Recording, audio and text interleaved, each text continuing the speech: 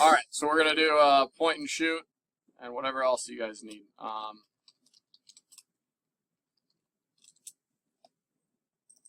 Okay, so I'm gonna create an actor. They're gonna have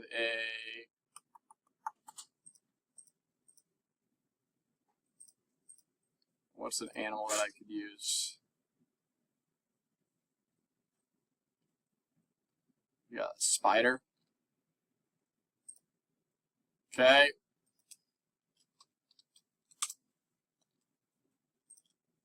Add them to the world, save the world. We're gonna go into our spider, and we're gonna say void follow mouse, and you're gonna say if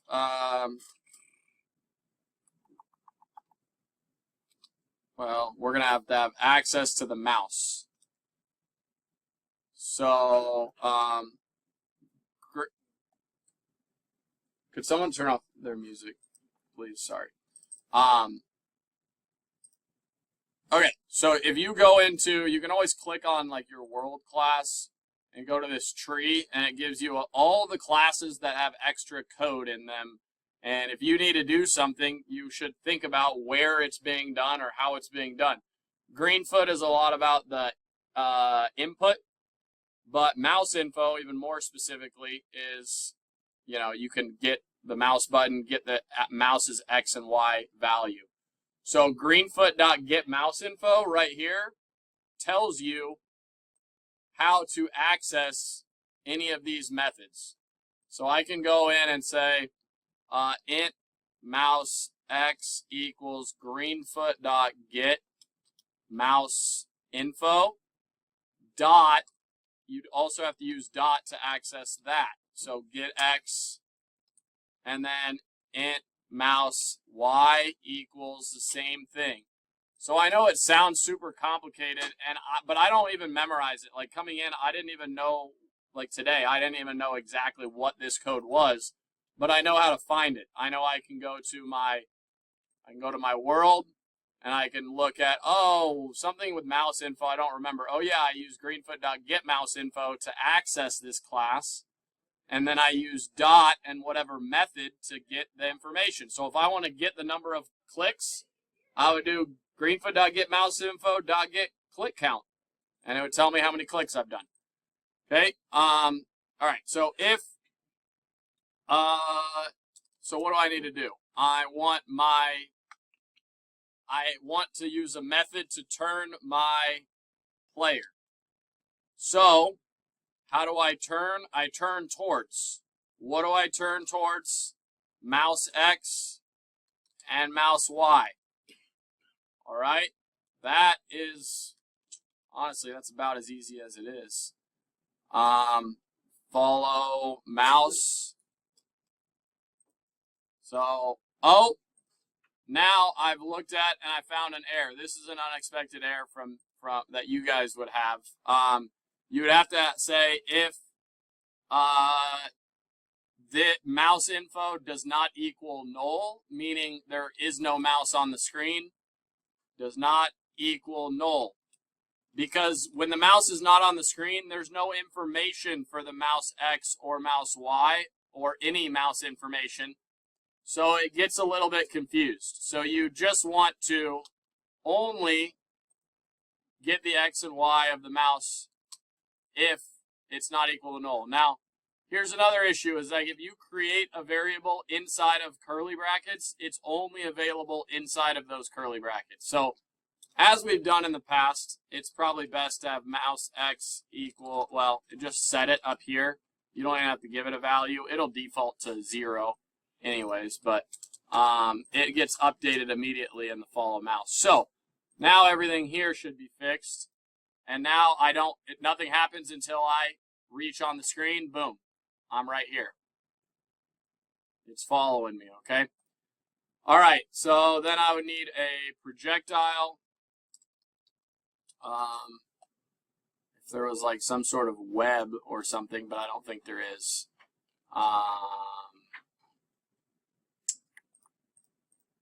Yeah, there's nothing good on here. You guys would need to create a custom image and draw it, or you know,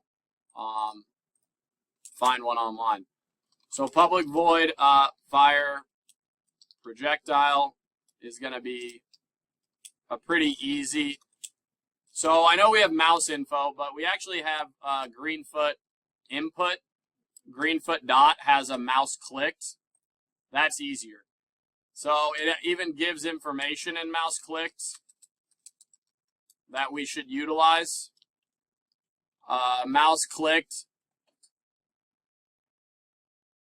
True if the mouse is clicked as explained above. True if the mouse has been released, changed from pressed to non-pressed on the given object.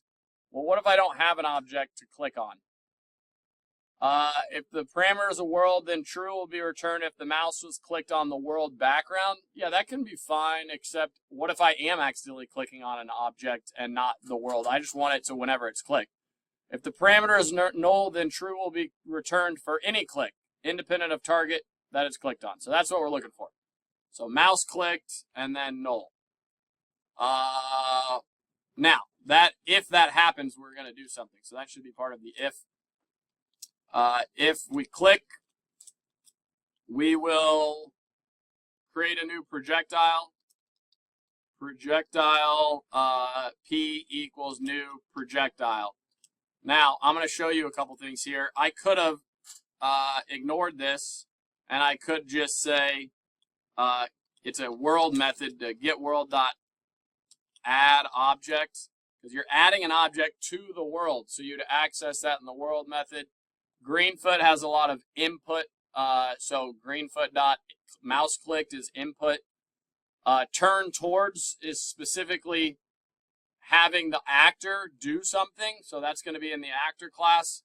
So if you're wondering where to access something, look at what class it's in, okay, and think about where it's coming from. So if I wanted to create a new projectile, I could just do it right here. However, I'll show you why it's limiting us a little bit. So where is it going to be added? Well, let's just say it's going to add at this get x and get y. So what is get x and get y going to represent? The x and y value for whom? The spider. So it's going to land right on top of the spider, which is fine. Which is what we'll leave for right now. But I'm almost done with this, so we're getting there, people. I know you guys are probably suffering at this point. So we click. Oh yeah, we add in 1, 2, 3.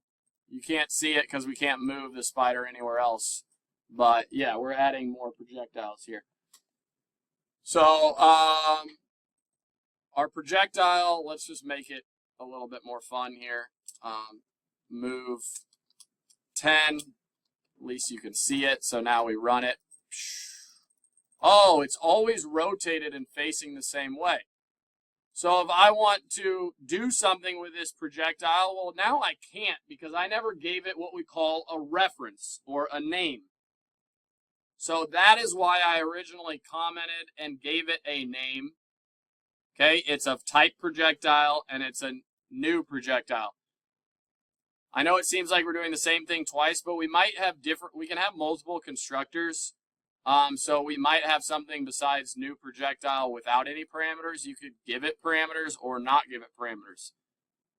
However, we're in kind of the basic level of Java, and we're just going to not worry about that and probably only have one constructor. But anyways, that's why we say this projectile multiple times, because it's doing a little bit different things. So,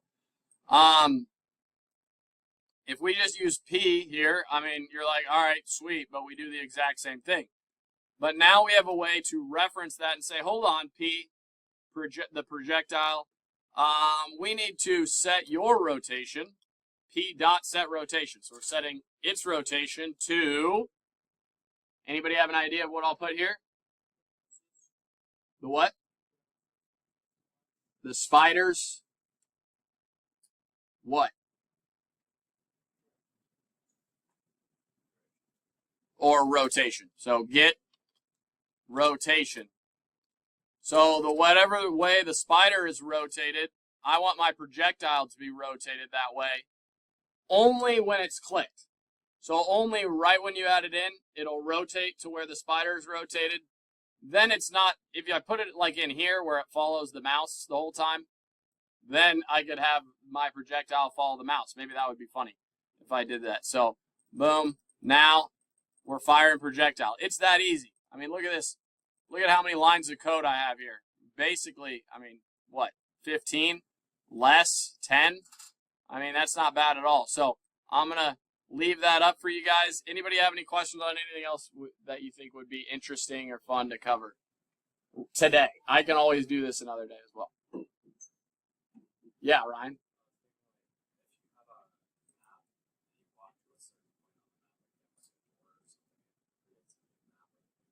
Yeah, absolutely. So we're going to do another level here, and I'm going to do it in the same code. And I'm going to leave the video running. I like that idea. So we're going to need our move around code that you would probably take from somewhere else, but I can do it fast enough that we will do this shortly. And so if Greenfoot dot is key, see how fast I can type down. Let's say left. We are going to set location to get x plus 5, get y, and then I'm going to copy, paste, paste, paste. Right minus up will be plus 5. Down will be actually plus 5. Up will be minus 5, right? Was hoping someone was going to correct me on that. All right, now hopefully we can move around. Yeah, we can. Oh, I'm inverted. My left goes right, my right goes left. So I did that backwards. So test your code. Left, negative, right, positive. All right. Cool. Now, if I touch the door, door, building, castle, well, this will kind of, sure. Door, save the world. Okay. If, whoa, public, I'm not even going to make a method because this is the last code I'm going to write in this spider. If is touching door.class, we want to set our world to a new world. So I'm going to have to go into the world class because honestly, I don't really know the exact code for that. So, I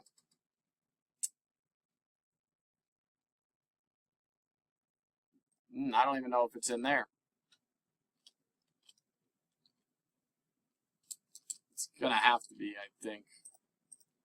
Get world. Actually, I think it's going to be a Greenfoot method because I don't remember seeing it in our get world. Greenfoot dot, yeah, set world. And now, just like we create a new object, the background is essentially an object in coding. It just is under a different umbrella, but it's still an object. So we would just set our world to new. I could say level 2, open close parentheses, but there would be a little bit of an error here because there's no level 2. So I'd have to go to my world and create level 2, and I'll have the background be this blue texture. And so now when I run this, I go to the second level. Okay? If you have values, if you have, if you're creating a new world, you probably are going to have to create a new object or a new player. So transferring that data or their information might be a little bit tricky. I can help you with that, but not, just something that you might run into. And then right-clicking and doing a new My World is how you flip between the two and edit it before you're running your code or along the way. Okay? That good? Answer your question?